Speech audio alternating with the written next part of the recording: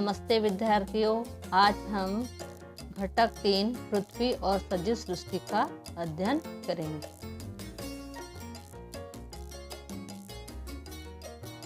इस घटक में हम शिलावरण और जलावरण इस पर अधिक जानकारी प्राप्त करेंगे। अब आपने देखा होगा, यह है हमारी पृथ्वी। हमारी पृथ्वी का 3 भाग क्या है, पानी से घिरा हुआ है और एक भाग क्या है, धरती है। अगर हम चांद पर गए और वहां से अगर हमने अपनी पृथ्वी को देखे तो हमारी पृथ्वी कैसे दिखती है, नीली। तो ये नीली क्यों दिखती है? क्योंकि 3 भाग पानी, तो पानी का रंग नीला नहीं होता। 3 भाग पानी है, तो इस पानी पर किसकी परछाई पड़ती है, हमारे आसमान की, जिसके कारण वह नीली दिखाई देती है। और पानी की जो है 3 भाग होने के कारण दूर से उसका जो ज़्यादा जो भाग रहता है, जो ज़्यादा कलर रहता है, रंग रहता है, वो हमें दिखाई देता है। अतः हमारी पृथ्वी कैसी दिखती है, नीली दिखाई देती है। पृथ्वी के पृष्ठभाग पर कुछ भागों में जमीन और कुछ भागों में पानी दिखाई देता। पृथ्वी के चारों ओर हवा का आवरण, जमीन पर पानी, जमीन पर पानी में और हवा में सर्वत्र सजीवों का अस्तित्व होता है। पृथ्वी पर होने वाली बहुत सी प्राकृतिक परिघटनाओं का कारण सूर्य है।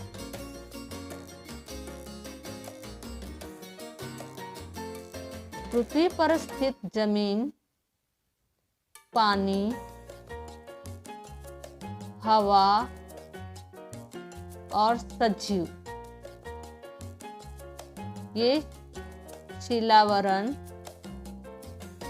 जलावरण, वातावरण और जीवावरण का प्रतिनिधित्व करते हैं। जीवावरण अन्य तीनों आवरण, जीवावरण अन्य तीनों भी आवरणों में दिखाई देती। इसका मतलब ये है कि जो हमारी जो पृथ्वी है, इसमें जमीन, पानी और हवा, ये 3 घटक है। और इन तीनों घटकों में कौन है, सजीव सृष्टि है। जमीन में भी आपने देखा होगा, मिट्टी में सबसे ज्यादा तो कौन है, सूक्ष्मजीव और वनस्पति। ये तो जमीन है, ये तो सूक्ष्मजीवों का भंडार है। फिर आप देखेंगे जो जलावरण है, जहाँ पानी है, जल में तो जंतु का, जल में भी अनगिनत जंतु है, ठीक है। तो जल में भी सजीव सृष्टि पाई गई। फिर है ये जो हवा, इसमें भी जीवों का वास होता है। और इन तीनों से क्या बना है, जीवावरण, ठीक है। शिलावरण और जलावरण, पृथ्वी का बाहरी कवच, ठीक है। अब जैसे देखो, ये पृथ्वी, ये जो पृथ्वी का ये जो बाहरी कवच है, यानी धरती, जो पृथ्वी है उसका जो धरती है हमारी, जो वो है बाहरी कवच, वो कठोर है, ठीक है। वह मिट्टी और चट्टानों से बना हुआ है।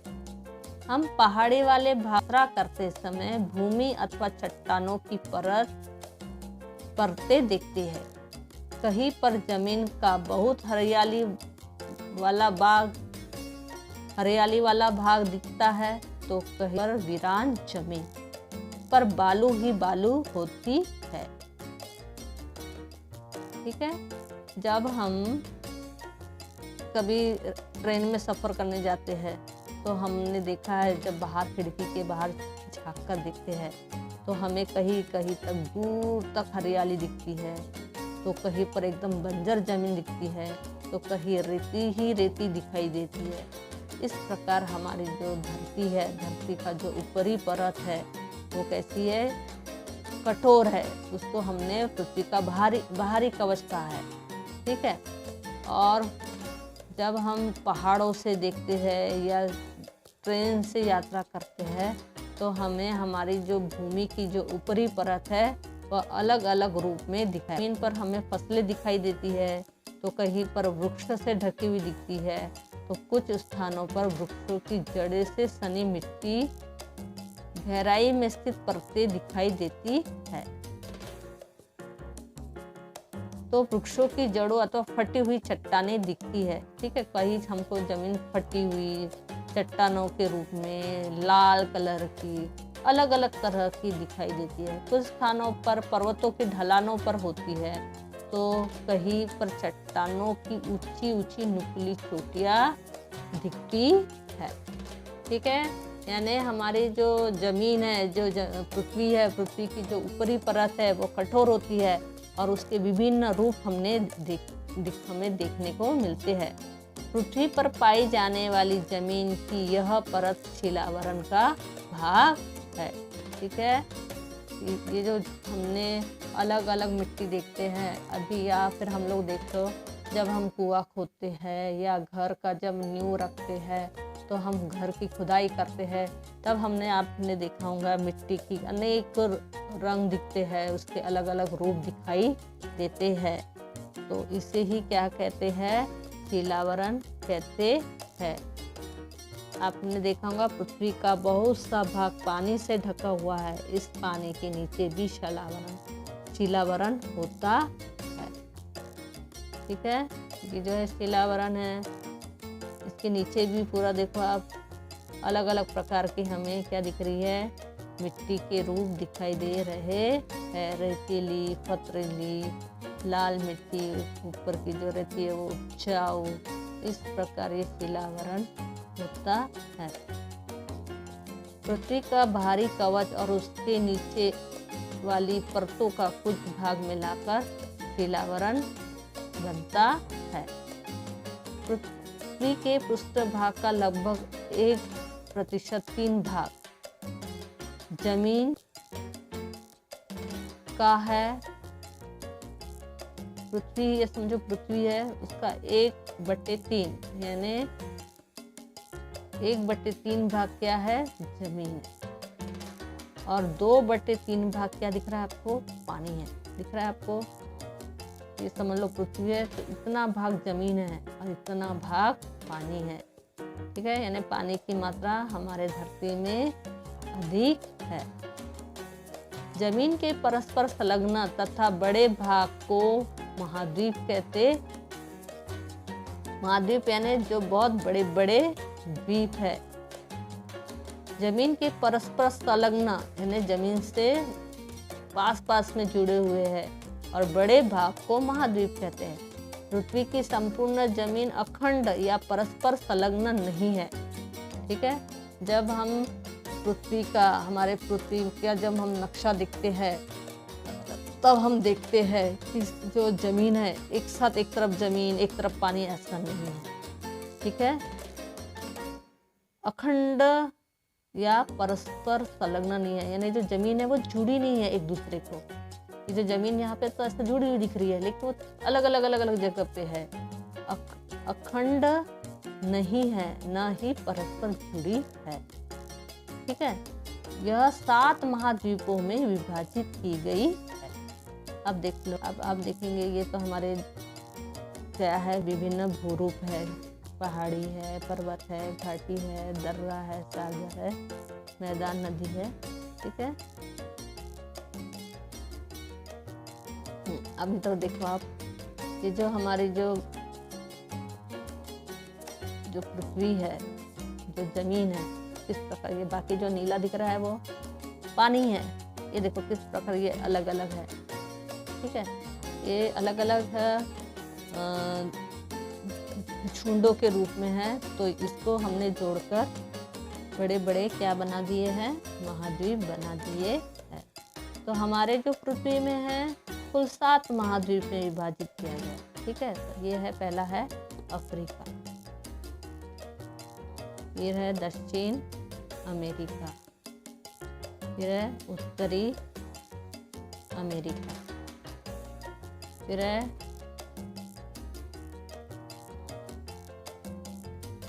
दूसरा, फिर है एशिया, ये है ऑस्ट्रेलिया और यूरोप। ये है 1 2 3 4 5। ऑस्ट्रेलिया, ये एशिया है।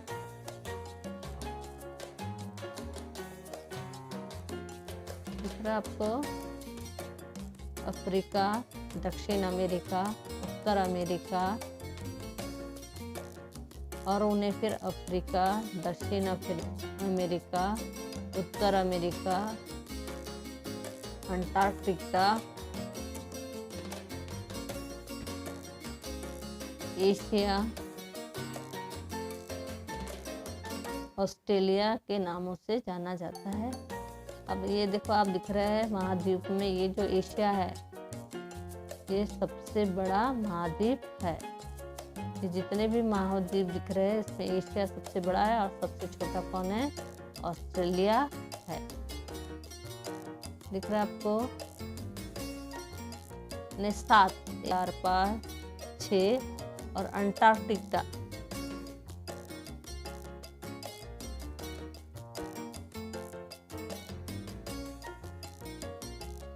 अंटार्कटिका दिख रहा है आपको, ये दक्षिण महासागर में है, इसलिए देखो नीचे दिख रहा है ये। ठीक है, 1 2 3 4 5 6 7, ये 7 तक कौन है, हमारे पृथ्वी के महाद्वीप है।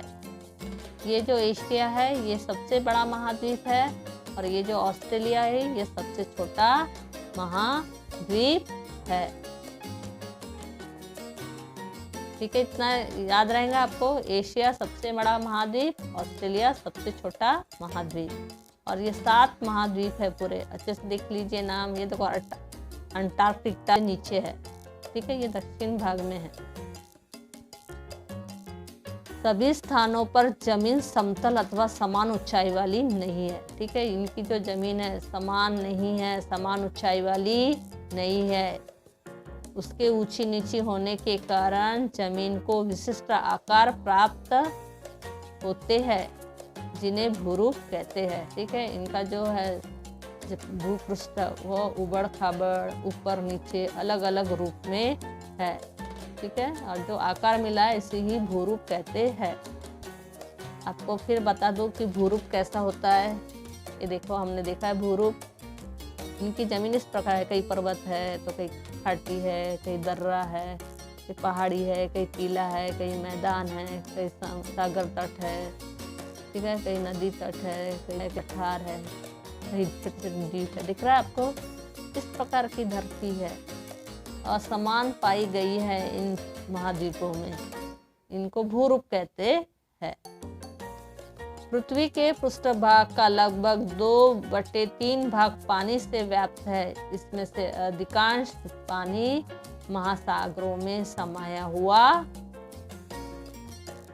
है। महासागरों का पानी नमकीन खारा होता है। फिर आपने देखा होगा ये 2/3 भाग पूरा पानी है, और ये पानी कैसा है, नमक के समान एकदम खारा है। अटलांटिक ये देखो आप, प्रशांत ये देखो, फिर है आर्कटिक। अब आर्कटिक ढूंढिए कहाँ पर है आर्कटिक, ये देखो इधर। ठीक है, हिंद महासागर, हिंद महासागर देखो तो हमारा इंडिया में आता है, यहाँ पे देखो नीचे हिंद महासागर। ये 5 और हिंद तथा दक्षिण महासागर, ये 5 महासागर है। ये देखो दक्षिण महासागर। तो जिस प्रकार 7 महाद्वीप है, लेकिन सागर कितने हैं, 5 महासागर है। प्रशांत महासागर, अटलांटिक महासागर, आर्कटिक महासागर, दक्षिण महासागर और हिंद महासागर। ठीक है। महासागर और जमीन की सीमा वाले भाग को देखो, ये जमीन है किनार की सीमा और ये सागर है, तो इनकी और ये जो किनार वाली जो रहती समुद्र की किनार वाली, ये जो हमारे देश की किनार वाली जो समुद्र से जुड़ी हुई है। ठीक है।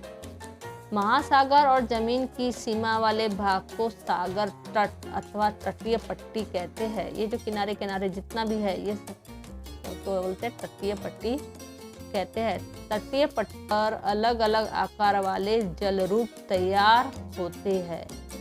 उदाहरण समुद्र, उपसागर, जल डमरू मध्य, आखात, प्राकृतिक झील और खाड़ी इत्यादि विभिन्न जल रूप महासागर के रूप में है। ठीक है। आपने जितना भी अभी देख रहे हैं ये पूरा जो हमारे पृथ्वी का जो नक्शा है उसमें जो ये समुद्र के किनारे जो ये देखो ये भूमंडल प्रदेश है, यानी हमारे जो द्वीप है इनकी जो सीमा रेखा है ये समुद्र के किनारे वाली, ये सब समुद्र के किनारे वाले किनार पट्टी है। यहाँ पर भी जो पानी का जो रूप है अलग अलग रूपों में दिखाई देता है। ठीक है। कोई क्या कहता है, अब जैसे हमारा ये जो देखो भारत है, यहाँ मुंबई, यहाँ पे हम लोग अरब सागर बोलते हैं। ठीक है, सागर के रूप में। कुछ लोग कहीं पर वो उपसागर के रूप में है, कहीं पर वो जल डमरू मध्य के रूप में, देखो यहाँ पे दिख रहा है जल डमरू मध्य के रूप में पाई हुई है, कहीं पर झील के रूप में है, प्राकृतिक झील के रूप में स्थित है। ठीक है। भूमध्य समुद्र, कहीं समुद्र है, कहीं सागर है, कहीं जल डमरू मध्य है, कहीं झील के रूप में है, कहीं खाड़ी के रूप में है। अब देखो ये खाड़ी के रूप में बंगाल की खाड़ी दिख रहा है ना, या सागर के रूप में है, या खाड़ी के रूप में है, फिर यहाँ जलडमरू मध्य के रूप में है। यानी ये जो पानी का जो तटीय है यहाँ पर भी वह अलग अलग रूप में पाई गई है।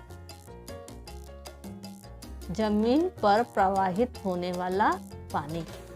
पृथ्वी की सतह पर जमीन के ऊपर बहने वाले पानी के कुछ छोटे छोटे व बड़े प्रवाह होते हैं। इनका पानी नमकीन नहीं बल्कि स्वाद रहित होता है। इन प्रवाहों के नाम नाला, सोता तथा नदी है। इन जल रूपों में से नाला सबसे छोटा और नदी सबसे बड़ा जल रूप है। अब आप चित्र में देखो, ये देखो, ये जो समझ लो समुद्र तट है। ठीक है, दिख रहा है ये समुद्र है, सबसे नीचे का जो भाग है वो समुद्र है। समुद्र और जमीन का जो है वो समुद्र सागर तट कहलाता है। ठीक है। अब आपने देखा होगा कि जमीन पर जो प्रवाहित होने वाला जो पानी है वो कौन से रूप में होता है। सबसे पहले आपने देखा होगा छोटी छोटी नाली, नाली से फिर क्या बनता है, बड़े बड़े नाले, और फिर नाले से क्या बनता है, बड़ी बड़ी छोटी छोटी नदियाँ, फिर छोटी छोटी नदियों से फिर क्या बनते हैं, बड़ी बड़ी नदियाँ, और फिर ये आके कहाँ मिलती है, सागरों में मिलती है। सागर इवन झरने भी, ठीक है, झरने। तो ये जो आपने देखा होगा ये जो समुद्र का पानी कैसा होता है, खारा होता है। लेकिन इनसे जो नदियाँ आती है, ठीक है, नाले हैं, इनका पानी कैसा होता है, खारा नहीं होता है, बल्कि कैसा होता है, स्वाद रहित होता है, इनमें मिठास होती है। झरने, नदी, इनका पानी मीठा होता है, लेकिन ये सब जो नदियाँ, ये झरने, ये सब बह कर कहाँ आते हैं, नमक समुद्र में आते हैं, तब वो क्या हो जाती है, नमकीन हो जाती है।